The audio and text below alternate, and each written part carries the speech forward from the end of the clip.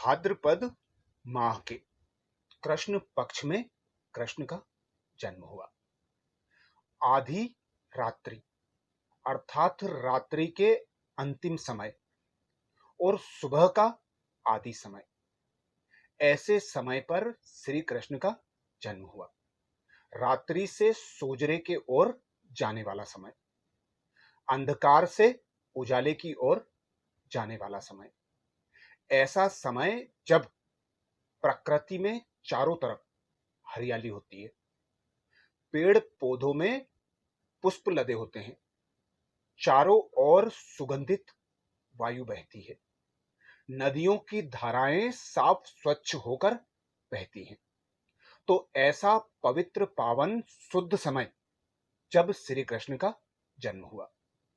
इसका अर्थ यही है कि हमें उनके जीवन से अनेक प्रेरणाएं लेनी चाहिए। हमें अज्ञान अंधकार से मुक्त होकर ज्ञान के सोजरे में जाने का सदा प्रयत्न करना चाहिए। उनके जीवन से हमें यही शिक्षा मिलती है। उन्होंने सदा आनंद की अनुभूति खुद भी करी और औरों को भी कराई। श्री कृष्ण के जब चेहरे को हम देखते हैं तो हमें आनंद अनुभव होता है, सुख अनुभव होता है, हम सब कुछ भूल जाते हैं।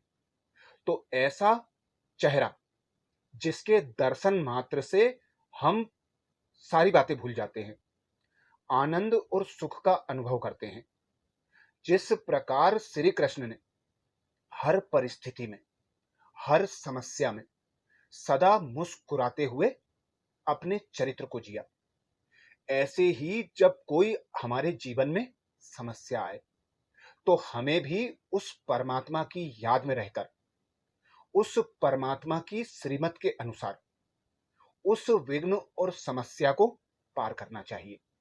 अर्थात कोई भी कार्य करते समय भगवान की याद हो, भगवान की श्रीमत हो, भगवान के गुण और शक्तियां हमारे साथ हों, तो हर कार्य में हमें सफलता स्वतः प्राप्त हो सकती है।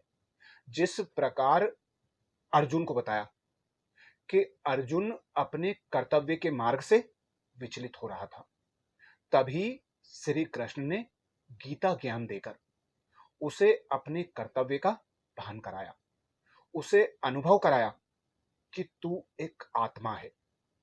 जब आत्मा परमात्मा पर स्वयं को अर्पण कर देती है, अर्थात संपूर्ण समर्पण कर देती है, तो सारे उसके कार्य जो होते हैं वह परमात्मा करते हैं। इसीलिए अर्जुन को श्री कृष्ण जी ने कहा था कि खुद को भूल जा, देह को भूल जा, देह के सगे संबंधियों को भूल जा, खुद को आत्मा अनुभव कर अपने मन और बुद्धि को मुझ में लगा दे, मुझ पर अर्पण कर दे, तो तेरे सभी कार्य स्वतः हो जाएंगे। तो ऐसे अनेक ज्ञान के रहस्य जो श्री कृष्ण जी ने अपने जीवन में बताए, फिर भले वह उनके पैदा होने का समय हो। जब श्री कृष्ण पैदा हुए तो जब उन्हें वसुदेव जी ने अपनी गोद में लेना चाहा तो वसुदेव जी के हाथों की हथकड़ियां खुल गईं। जब श्री कृष्ण ने कारागार से बाहर जाने की इच्छा उत्पन्न की तो कारागार के सभी दरवाजे स्वतः खुल गए। कंस ने जो प्रहरी लगाए थे वे सब सो गए।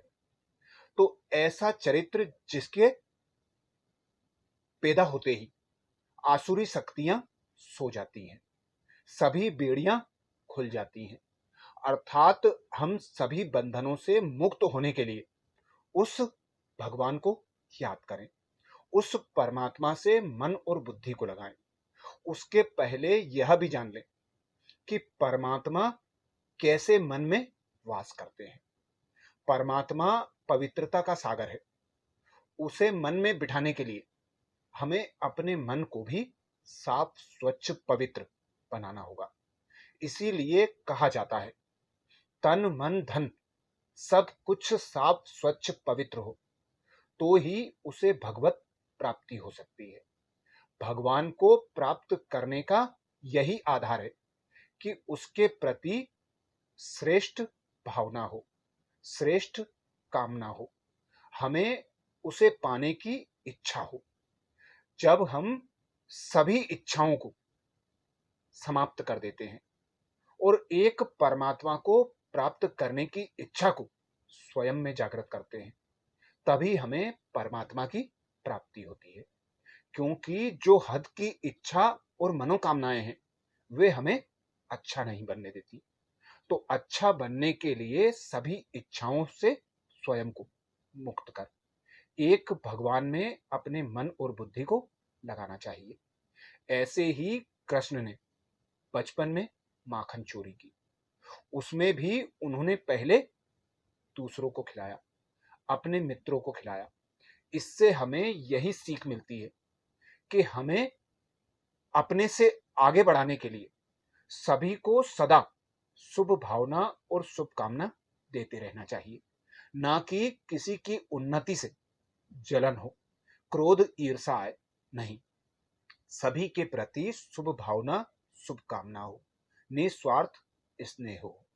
जिस प्रकार श्री कृष्ण ने बचपन में गाय चराई, उससे भी हमें यह शिक्षा मिलती है कि हमें सभी प्राणियों से स्नेह करना चाहिए, प्यार करना चाहिए, उन्हें दुख नहीं देना चाहिए।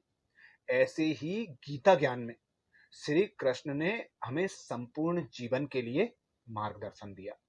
तो श्री कृष्ण के संपूर्ण जीवन चरित्र से हमें संपूर्ण जीवन जीने का मार्गदर्शन होता है। उनके अनुसार जब हम अपने जीवन को जिएंगे तो सदा आनंदित होकर रहेंगे। क्योंकि कहा जाता है, जहां कृष्ण है वहां आनंद है, जहां आनंद है वहीं कृष्ण है, और जहां सुख शांति है वहीं कृष्ण है। तो सुख शांति और आनंद से स्वयं को सदा भरपूर रखें। कोई भी समस्या हो, विघ्न हो, कितना भी घाटा पड़ जाए, पर स्वयं को खुश रखें। हर परिस्थिति को साक्षी होकर देखें। भगवान की याद से बड़ी बड़ी परिस्थितियां, बड़े बड़े कार्य स्वतः हो जाते हैं। इसके लिए भी श्री कृष्ण ने गोवर्धन पर्वत में सभी की उंगली लगवाकर यह हमें ज्ञान दिया कि जब हम संगठित होकर कोई कार्य करते हैं तो बड़े से बड़ा पर्वत भी उठा सकते हैं। अर्थात बड़े से बड़े कार्य में भी स्वतः और सहज सफलता प्राप्त हो सकती है। अच्छा, तो ऐसे कृष्ण के संपूर्ण चरित्र को अपने जीवन में अपनाएं और सदा सुख, शांति, आनंद, प्रेम, पवित्रता की अनुभूति करें। जय श्री कृष्ण। ओम शांति।